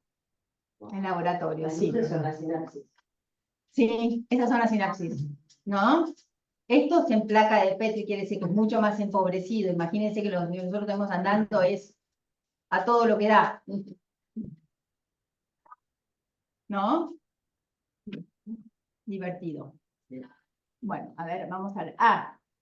La red neuronal, ese es un cerebro normal, depresivo, recuperado con antidepresivos. Todo lo que se recupera depende de actividad. Si no hay actividad, no tenemos recuperación, ¿sí? Bien, sigamos. Conclusiones. Entonces, el tratamiento con antidepresivo mejora la plasticidad sináptica, incluida la generación de nuevas neuronas, produce restablecimiento de conexiones y de redes. El tratamiento restablece los factores tróficos, el BDNF, ¿sí? El tratamiento con antidepresivos. Para que se noten todas las respuestas necesitamos un tratamiento crónico. Se supone que a partir de los 6 meses de usar un antidepresivo, recién ahí, nosotros estamos empezando a hacer los cambios genómicos. Antes no. Empezando. Y se tiene que sostener mínimo 18 meses. Para que se dé el cambio genético, ¿no? Se ha corroborado, ¿no?, que la mejoría se sostiene a largo plazo cuando el tratamiento se hace combinado, se hace psicoterapia, y esto tiene estudios, hay estudios también con psicoanálisis, en donde la mejor respuesta a largo plazo es la combinación de tratamiento psicoanalítico con tratamientos farmacológicos, ¿sí? Bien, el tratamiento con antidepresivo, lo que cambia a veces con suerte rápidamente es el sesgo negativo del paciente, y facilita el aprendizaje de nuevas vivencias, fundamental también para que la psicoterapia cobre fuerza, ¿no? Porque si no también lo que pasa muchas veces es que, ustedes lo verán, que el paciente está enterrado en una reiteración negativa con la cual no puede aprender. Pero ahí el problema, yo suelo ver, es que el entusiasmo por estar bien lleva a decir, bueno, ahora estoy bien, entonces dejo la medicación. O sea, Exacto. ahí el tema de sostenerse en que el estar bien es producto de la psicoterapia y de la necesidad de sostener ese tiempo adicional, porque a los 6 meses se nota, pero si después no sigue, se produce Se produce la caída y lo que es grave, además, sí, porque además, si no se sostiene y no tenemos el cambio genómico, nosotros apostamos siempre a curar. ¿Qué sucede? Se produce la caída. El individuo vuelve a medicarse, lo vuelve a dejar. Entonces va transformando en su memoria en un ciclador rápido. Y se nos va complicando todo. Cada vez es más difícil la respuesta. Esto es una cosa que se ve mucho en la actualidad, ¿no? Entonces, el abordaje integral es fundamental. Obviamente, el grado de cambio sesgo-negativo es un efecto del antidepresivo sobre la plasticidad que tiene que ver con todas las acciones que se van a dar con el aprendizaje. Bueno, y las reflexiones es, el reto del psiquiatra psicodinámico es integrar, porque no es un las dos disciplinas están, ¿no?, complicadas. Es integrar los dominios de la mente y del cuerpo, es una necesidad. Por otro lado, esta polaridad que en el entorno está en discusión, lo mismo que medicación versus psicoterapia también. La biología, ambiente, psicosocial, son todas problemáticas que no contribuyen al bienestar. Por otro lado, la experiencia cierra o abre la expresión de genes. El impacto de la psicoterapia está bien establecido. La mente refleja la actividad del cerebro, pero tampoco podemos pensar que se puede reducir la mente a procesos moleculares. Por eso los clínicos no se tienen que olvidar que la mente humana se expresa por una serie de circuitos, pero que no es una cadena de circuitos, ¿no? Por otro lado, el hecho biológico de la plasticidad, la convergencia que implica la huella psíquica y la huella sináptica en la interfaz del sujeto y el organismo, muestra el importante papel que tiene la plasticidad en la emergencia de la subjetividad, de la individualidad. Estos datos nos pueden servir, ¿no?, para poder empezar a pensar en un diálogo más fluido entre ambas disciplinas. Entonces proponemos el concepto de la plasticidad como punto de vinculación, y el campo de la neurociencia sigue investigando cómo se produce este salto de lo molecular a lo psíquico. Aún hay mucho camino por recorrer para poder dar respuestas a todas estas preguntas que Freud se hizo años atrás. Y voy a cerrar con algo que dice Eric Kandel. Él habla del declive de la influencia del psicoanálisis en la neurociencia.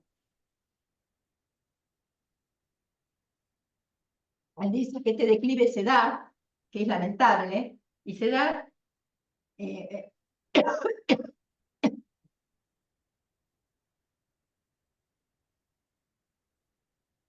lamentable porque el psicoanálisis es el punto de vista más coherente acerca de cómo se explica la vida psíquica. Entonces este declive es tremendo que se produzca. Entonces él propone que un diálogo genuino entre la biología y el psicoanálisis es necesario para que podamos alcanzar la comprensión coherente de la mente humana. Bien, listo. Bueno, muchísimas gracias. Hay muchísima información en juego.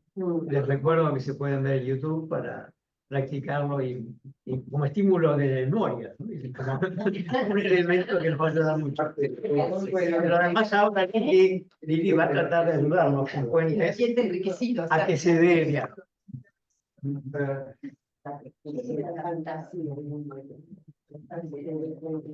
Este micrófono que tenemos acá, No lo usen. no lo usamos. A ver si se escucha bien. Preguntamos. Voy a preguntar si se escucha bien.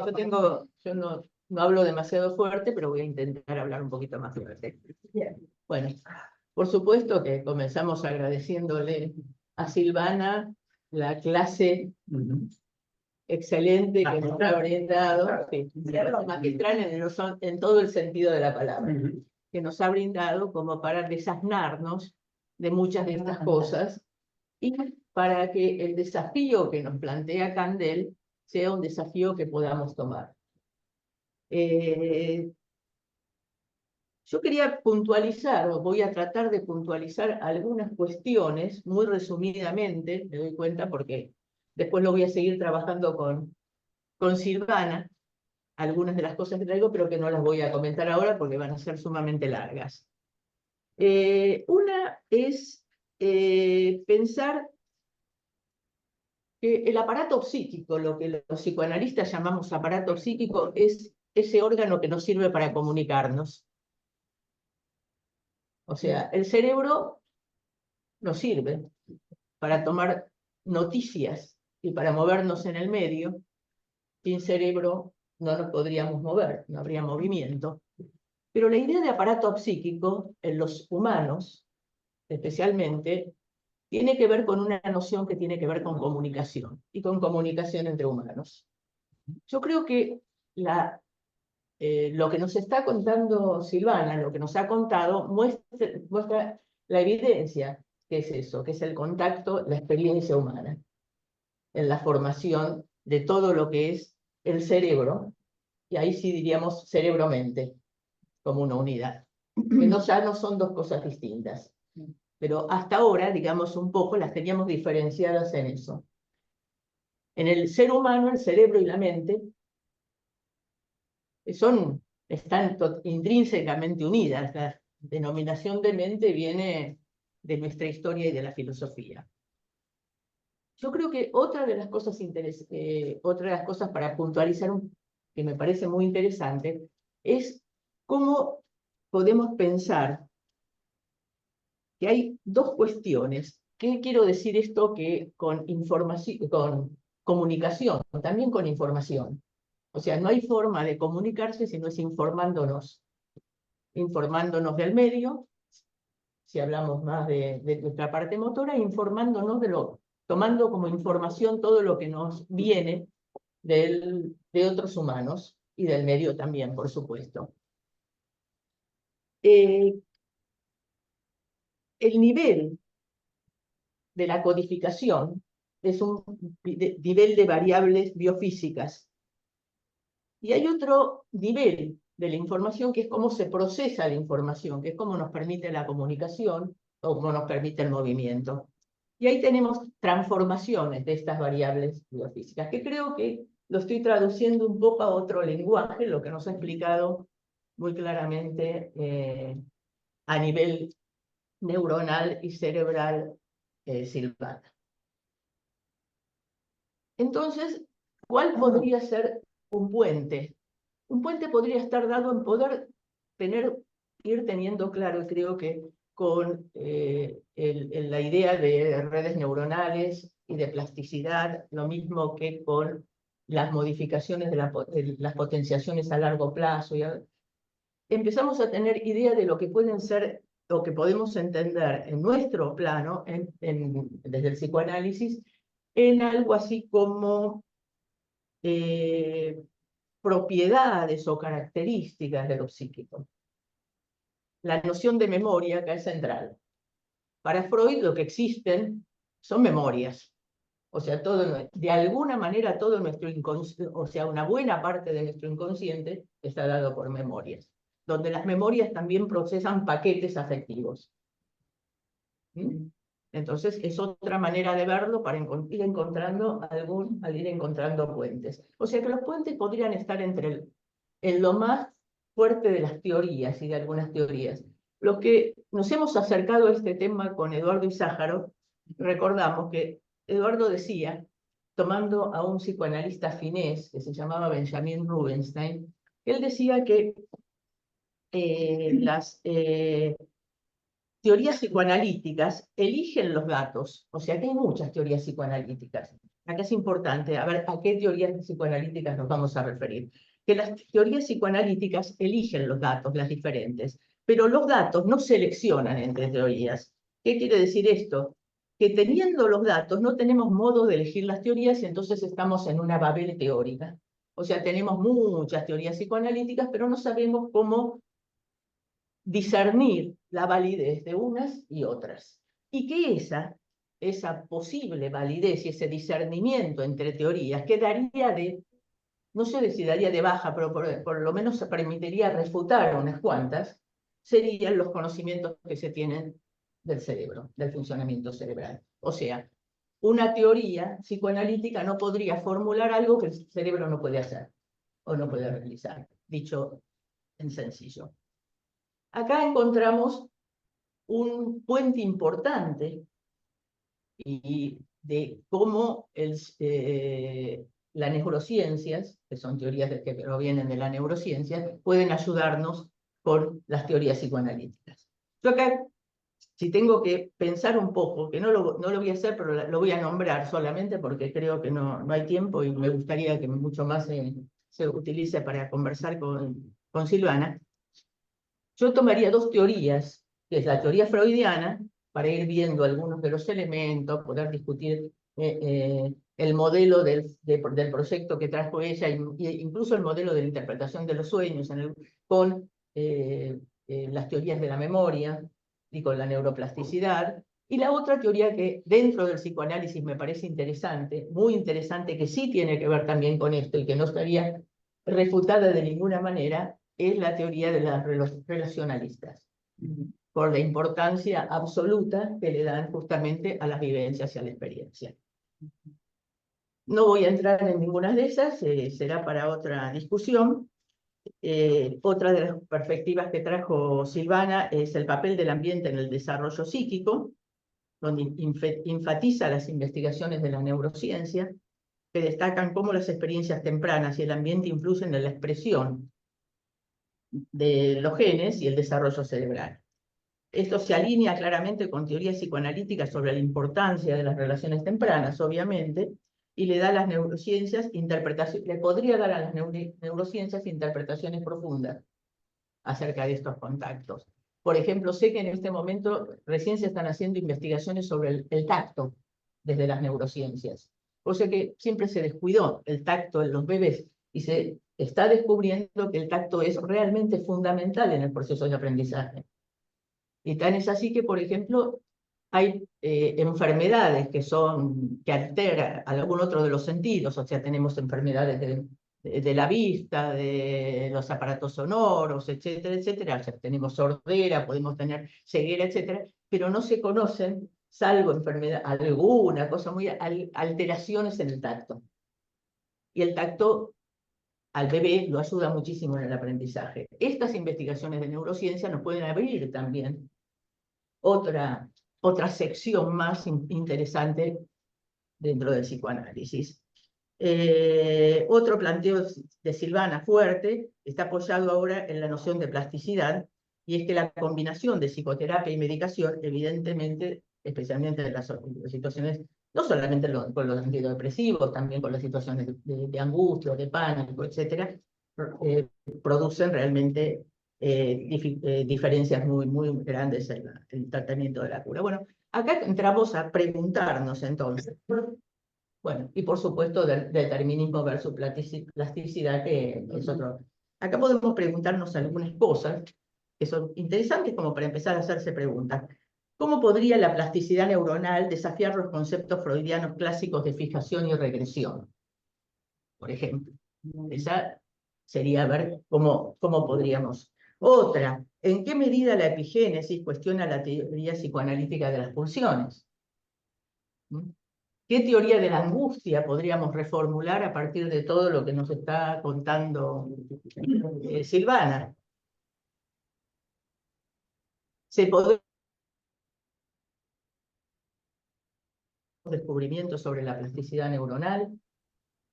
¿Qué pasaría con los conflictos? ¿Qué pasaría con los deseos? ¿Qué implicaciones tiene la plasticidad neuronal para el concepto de cura en el psicoanálisis? Cosa que de cura en el psicoanálisis, no de cura en general. ¿Cómo podría la neurociencia ayudar a validar o refutar el concepto psicoanalítico de resistencia?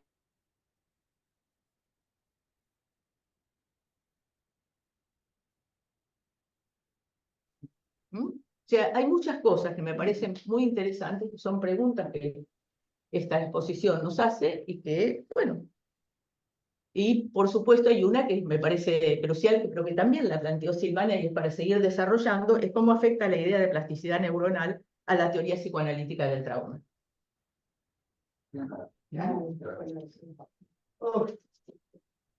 Otra pregunta, y termino rápido con mis preguntas, pero digo, no son preguntas para ser respondidas, son preguntas para ser trabajadas desde la luz de este diálogo.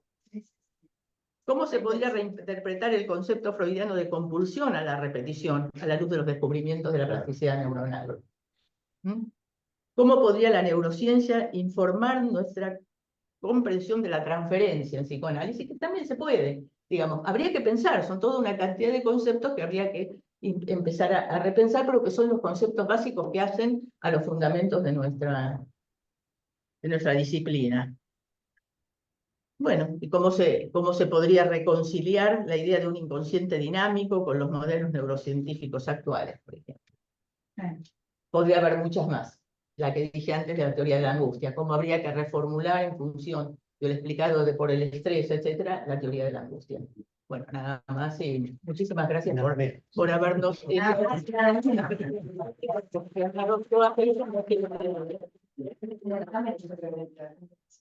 Después te lo mando porque tengo muchas notas del mar.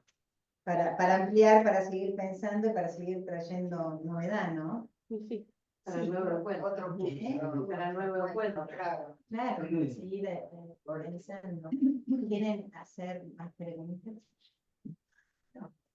Más que pregunta, cuando veía... Más que pregunta, bueno, muchas gracias, realmente es apasionante y complejo. Cuando veía la participación del hipocampo en la generación, lo digo mal seguramente, pero no de modo exacto, en la generación de memorias declarativas y toda la explicación de Silvana, pensaba que hay una correspondencia, a lo mejor es una cuestión de perogrullo lo que digo, pero hay una correspondencia entre el cerebro sano y la mente sana, entre circuitos positivos, digamos, de riqueza neuronal y la capacidad simbólica, el acceso a memoria declarativa, la regulación del sistema de miedo y ansiedad. Todo esto, me parece que hay descripciones clínicas, por ejemplo, en psicosomática, que de algún modo se intuye el vínculo con todos los circuitos que vos fuiste detallando. También me quedé con esta pregunta de Liliana: ¿qué pasa con el concepto de fijación y de regresión del concepto psicoanalítico? Claro, parece más clínico que neuro, ¿no es cierto? Pero no, habría que pensar un tiempo. Muchas gracias. Son preguntas no para responderse, son preguntas para empezar a... Yo te voy a hacer una pregunta fácil, entre comillas, desde la crítica.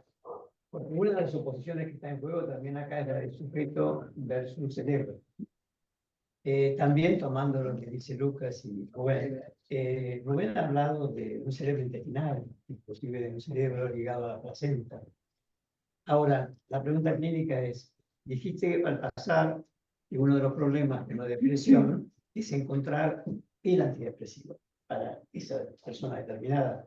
¿Podrías desarrollar un poco en tu experiencia qué pasa? Digamos? ¿Por qué una droga puede funcionar en uno? Porque ahí creo que aparece el sujeto, ¿no? En realidad, la selección del fármaco a utilizar tiene mucho que ver. Estaba pensando en todas las preguntas y mi cabeza está confusida, pero bueno. Y no se queme. No se queme. Sí, después podemos hablar un poquito de lo que sí, Lili, pero sí, en la selección hay muchas cosas a considerar. Primero, obviamente, es cómo uno interpreta que se genera cada síntoma. No es lo mismo tener una persona con un sesgo negativo, con ideas de suicidio, antecedentes familiares de que hay esquizofrenia, trastorno bipolar o suicidios en la familia. Por el síntoma uno va eligiendo si hay reiteraciones de ideas, si hay mucha angustia, un poco cuáles son los parámetros que uno va a cuidar en el primer abordaje sobre todo. Después, en función de eso y en función de la experiencia que uno tiene de usar los fármacos, elegir cuál es el fármaco que te parece, o los fármacos. Por ejemplo, en los casos en donde hay reiteración de ideas, a veces es necesario utilizar inhibidores de esas ideas, para lo cual no vamos a elegir un antidepresivo, sino vamos a empezar probablemente con un antipsicótico, que lamentablemente se llaman antipsicóticos. Deberían llamarse inhibidores dopaminérgicos, para que la gente no se asuste. Porque yo tengo una persona que está con una reiteración negativa y está pensando en la muerte, en la muerte, en la muerte, probablemente antes de poner un antidepresivo que pueda además fogonear en principio a la amígdala y aumentar La locomotora. claro, la locomotora, yo lo primero que voy a hacer es tratar de estabilizar usando inhibidores de la parte, digamos, productiva cerebral. Entonces voy a tratar de trabajar en dosis bajas, le voy a explicar al paciente que lo que yo voy a trabajar es sobre la dopamina, que no se asuste, que va a leer tal cosa, pero que eso no quiere decir que es un esquizofrénico, o como sea, pero primero voy a hacer un colchón que a mí me asegure que el paciente, si le voy a dar un antidepresivo, y siempre existe la posibilidad, sobre todo cuanto más pequeño es el que uno va a abordar, más posibilidad de que se incendie la cosa hay. Entonces, voy a elegir primero cómo estabilizar y luego voy a poner un antidepresivo. Voy a hacer en 2 tiempos, digamos. A veces no es necesario porque solamente tiene angustia y viene con un poco de tristeza, y cuando evaluamos que el trastorno viene más de la mano por ahí con un sesgo más de ansiedad y miedo, no es necesario tomar esta precaución, entonces sí se puede usar algún antidepresivo que trabaje directamente sobre el estado de humor. Y eso, bueno, la selección es por experiencia. ¿Qué sucede? Uno va a dar un fármaco que tiene una fisiología de trabajo y va a trabajar sobre un organismo que desconoce.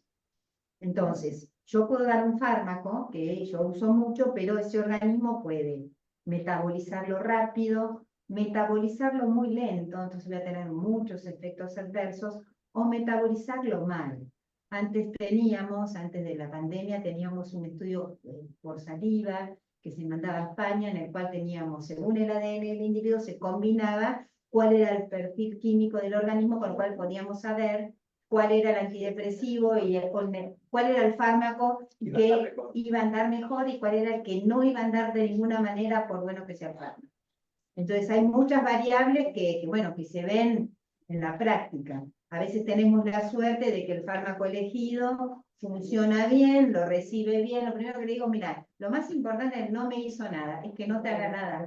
Quiere decir que no te dio diarrea, no te dio ninguna cosa mala. Después el rango de uso lo vamos a determinar. Lo que sí se ve es, en el mejor de los casos, es que si la respuesta es buena, la angustia disminuye habitualmente dentro del mes, y que en algunos casos también el sesgo negativo empieza a desaparecer, la reiteración negativa. A veces, si eso no pasa, hay que sumar otro tipo de fármacos para poder combinar, como dije antes, con otro nivel de neurotransmisión que uno va pensando de acuerdo a cómo corrige el individuo. No sé si respondí. Sí. Es más, no hay sujeto que no diga la depresión, sino en personas que están atravesando situaciones, y en tu oído es como un psicoanalista, nosotros también vamos armando hipótesis y diagnósticos y la vamos modificando, lo cual esto del sujeto con depresión o sujeto con ansiedad es la persona que está ahí atravesando todo esto. Yo me quedé pensando en esta cuestión de lo bipolar, cuando vos hablaste de las lentificaciones y en un momento pusiste los 2 planos, y yo decía, si lloran al mismo momento, se están turnando como dos formatos. Me hizo mucha pregunta, ¿no? Cuando no te quise interrumpir, ahí me daba justo la idea de preguntarte. Vos hablaste, con los 2 círculos. Claro, vos hablabas entonces, ¿qué sucede cuando yo hablé de los trastornos bipolares y las reiteraciones de los episodios? ¿No hablé de eso? Antes, cuando pusiste digamos, la identificación cuando hablaste de la depresión, y Sí. al costado estaba la potenciación, muy bien, la potenciación. Esa es la fórmula que funciona en lo bipolar, que por un lado potencia y genera, y por otro lado en algún momento colapsa y entra, y lo restringe. Eso es una muy buena pregunta, en realidad, porque eso se ve en la bipolaridad de ese estilo, porque hay muchas. Sí, también, Es muy impresionante el pasaje de la manía, digamos, o la hipomanía al estado depresivo.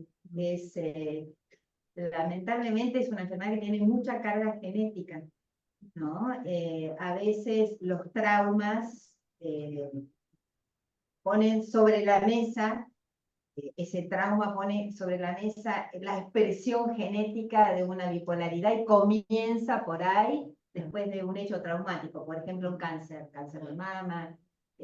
Ahí pone sobre la mesa una persona que venía funcionando bien y de golpe empieza a variar el estado anímico y empieza a tener episodios de enaltecimiento ya por encima, digamos, con un sistema excitatorio quemante, y después del sistema excitatorio quemante viene la fisiología de la depresión, viene una caída muy, muy importante. Y una cosa a tener en cuenta, que es lo que yo decía en la clase, es si tenemos estos antecedentes, ojo con el uso también del antidepresivo, porque el antidepresivo, como tiene esta cuestión estimulante, también, estimulante no porque sea un estimulante, sino porque trabaja sobre la amígdala. Y la amígdala va a estimular, entonces que yo no le haga creer al paciente que esa salud es saludable y lo estoy llevando yo a un nuevo estado de quemado cerebral. En esos casos es que utilizamos, por ahí yo uso de buena práctica usar muy poco tiempo el antidepresivo. ¿Por qué? Porque el antidepresivo sirve sobre todo para la angustia. La angustia y la desesperación del paciente es una cosa notable, entonces el paciente no puede vivir con la desesperación, la falta de voluntad. Estoy con una paciente en la cabeza, me digo todo esto, que de consulta reciente, la desesperación, una médica que no puede salir de la cama, no puede atender, no puede llegar a la computadora, es desesperante.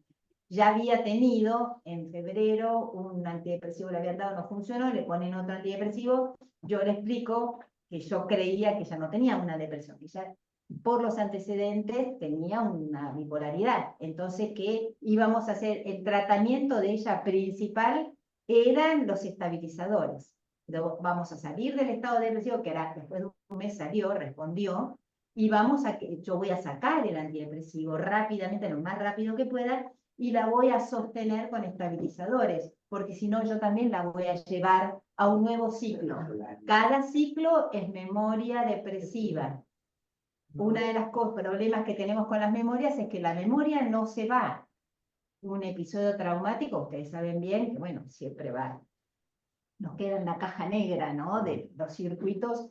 Hay algo de la memoria que está, el episodio depresivo de esta memoria. Entonces, que nosotros trabajemos rápido también en la salida de estos recovecos de la mente es fundamental, porque la memoria trófica, la que yo voy a armar, voy a llevarla al punto tal de que el individuo deje la otra, pero en el software, yo el sistema de memoria lo tengo. Entonces, sí, perdón. Lo mismo del ataque de pánico, porque los pacientes con ataque de pánico, y eso ya vemos, que cuando vuelven a tener algún indicio de que vuelven a ese episodio, recuerdan y rápidamente uno les trae la mejora, ¿no? Que hubo y que no tienen por qué seguir ese camino, como si tienen ahí una señal. Y el ataque de pánico fisiológicamente es muy recidivante también. Entonces, que se sostenga el tratamiento, el conjunto de tratamiento, el tiempo suficiente es fundamental, porque si viene una paciente que tuvo 8 años de ataque de pánico, yo no voy a medicarlo 1 año inocentemente pensando que ya lo voy a arreglar. Tengo que hacer todo el tema que les estuve explicando, estimulación genética, memoria, larga duración, y instalar en el software otra cosa, porque además la amígdala es muy rebelde. No me va a ser tan fácil gobernarla, la tengo que gobernar mucho para que no esté todo el tiempo dándole al miedo y a la ansiedad como respuesta. Sí. Sí, te quería preguntar, estamos hablando de adultos, Sí. ¿no? Y vos hablás, o sea, la etapa vulnerable de los niños, Sí. la pubertad y lo que es en la primera juventud, ¿no? Sí. Donde se producen esos efectos o donde empiezan a aparecer, manifestarse. a manifestarse esos cambios. Juntaba esto con la sobremedicalización de los chicos, ¿no? Y cómo en el consultorio muchas veces dudamos si un puber lo mandamos a una consulta con psiquiatría o no, el miedo de los padres de esta medicación, o chicos que vienen ya medicados por hiperactividad de chicos, ¿no? ¿Cuál es tu mirada sobre la medicación y a partir de cuándo? El tema de la medicación, yo doy clases justamente en psiquiatría infanto-juvenil de depresión. La medicación en los niños antidepresiva no funciona. Esto se debe a la maduración del sistema nervioso central. El niño y hasta edad avanzada no tenemos dónde actuar. Entonces, trabajar una depresión con antidepresivos, no, eso no es de práctica corriente y eso diría hasta de mala praxis. ¿Por qué? Porque no tenemos dónde. Ahora, ¿qué nos puede suceder? Que un puber que viene con ideas de muerte, ideas de suicidio reiteradas, que se corta y no va al colegio y deja de ir, bueno, ahí son casos extremos en donde empezamos a trabajar con medicación. Y tengamos suerte. ¿Qué significa eso? Si yo estoy diciendo que un cerebro en desarrollo no tengo dónde porque no tengo receptores. Entonces hay determinado tipo de antidepresivos incluso que no los puedo usar, porque el cerebro no le va a hacer cosquillas, lo voy a molestar, no le va a hacer nada. Incluso los estabilizadores también me puede pasar lo mismo. Entonces es bastante habitual. Primera parte de la pregunta, ¿es de buena praxis usar antidepresivos en niños? Yo digo que no. Es decir, lo que nosotros hacemos es psicoterapia, ¿sí? Vamos a medicar el caso extremo, que no va a ser una depresión.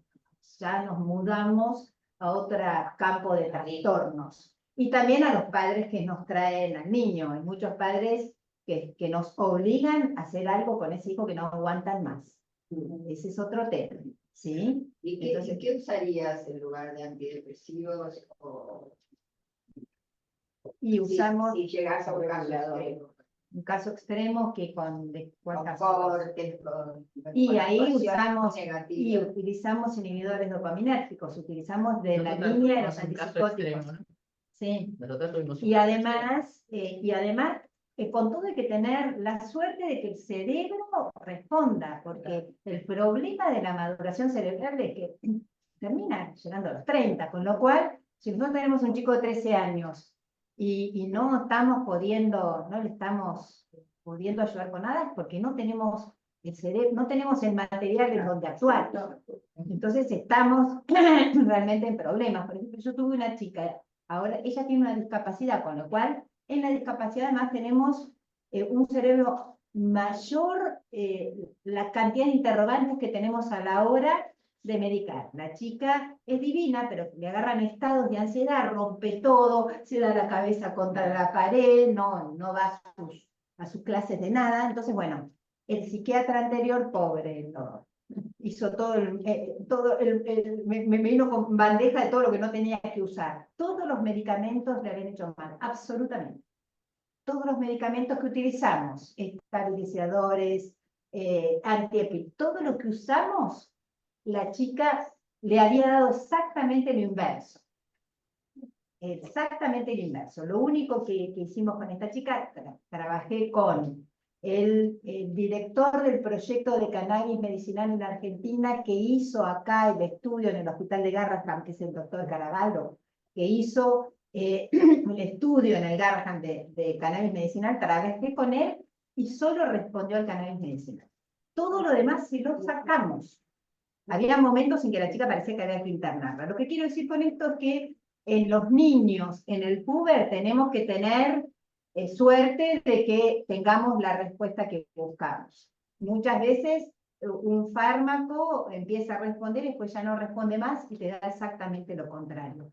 En ese sentido, por eso, respondiendo a tu pregunta, a mí me parece que la práctica tiene que ser la tradicional, es la psicoterapia y la orientación a los padres, porque también hay otro tema. Tenemos padres que hacen medicar a los hijos, que vienen y dicen, por favor, medíquenlo, porque no lo aguanto.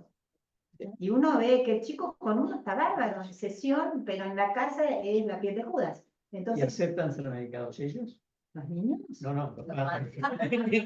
Existe ese Muchas problema. veces no. Ujú. Muchas veces no, y se quejan justamente de todo otra vez vos me vas a decir que tengo que ir a terapia.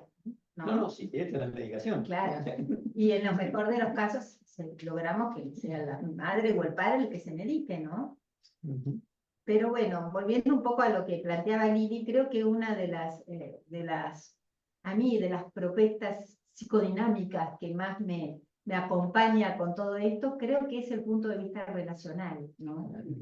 Que en ese sentido me parece, claro, porque creo que esto viene a corroborar justamente, es que tampoco sacamos lo que el cuerpo manda, también tenemos cuadros que son genéticamente así, entonces tampoco la embarrada, ¿no? ¿Qué? Y hay que conocerlos. Hay que conocerlos, sí. Entonces, bueno, De alguna manera estás hablando del lamido de las ratitas, la madre que lame y la construcción de esa regulación del sistema de estrés. claro, Forman un sistema esas dos cosas juntas. esas dos cosas juntas, en un sistema relacional, en donde en ese sistema relacional se van a dar fijaciones traumáticas, se van a dar un montón de cosas que, bueno, son las que nosotros improntas y que van a fijar memorias o van a determinar ruptura y empobrecimiento de circuitos, con lo cual estamos en graves problemas, ¿no? Pero creo que sí, que es interesante para pensar y para seguir investigando muchas más cosas, ¿no? De estos También estaría el puentes. tema de qué medida en el marco de la transferencia, de alguna manera, también nosotros tenemos que encarar el trabajo en alguna instancia del lamido también. Sí, ¿no? sí, es el ambiente Este, enriquecido del que hablaba ella, ¿no? Claro. Y a mí, el interrogante de la reunión me hizo acordar mucho una película que he recordado, lamentablemente, no me acuerdo el nombre, muy a tono también con lo que vos decís, pero que tal vez alguno lo haya visto y si no después lo puedo buscar y les cuento. Es por el tema del diálogo entre psicoanálisis y neurociencias, que es una película de un psicoanalista de Nueva York que trabaja con un cineasta que está en un cuadro depresivo muy grave. Entonces, él lo que cuenta es que se da cuenta que si él simplemente lo deja que asocie libremente, va a girar en falso y no va a salir nunca de él. Entonces, le empieza a dar como instrucciones de cosas que tiene que ir haciendo, pero inclusive se las anota en papeles. Pero lo interesante, además, que este psicoanalista, que es un hombre grande también, está entrando en un proceso de Parkinson. Entonces las anotaciones son difíciles de leer. Claro. Y este cineasta sale adelante, digamos, y entonces decide que quiere que todo lo que él logró aprender, transmitirlo al mundo. Y entonces hacen una película juntos. No me acuerdo el nombre. No, el nombre del terapeuta. El nombre del terapeuta. Creo que está en YouTube. Está muy buena. Y a mí, desde que la vi, me dejó muy pensando en esta cuestión entre cómo articular el psicoanálisis tradicional, digamos, con todas estas otras posibilidades que tienen mucho que ver justamente con lo relacional. Ahora, lo otro que quisiera preguntar es si algo de todo este enfoque vos lo relacionás o tenés conocimiento y lo articulás o no con lo que se llama el EMDR. Movimiento de los ojos. Sí, Age Movement Desensitization and Reprocessing, la técnica que desarrolló Francis Shapiro. y lo Porque, relaciono. ¿cómo? Sé que tiene buena respuesta por el estímulo, pero no sé más que eso. Está perfecto, ¿no? Porque a mí me parecía que articula perfecto con el marco teórico que vos ibas describiendo y bueno, me parece que es un... Sí, eso lo leí, pero y tengo pacientes que lo han hecho.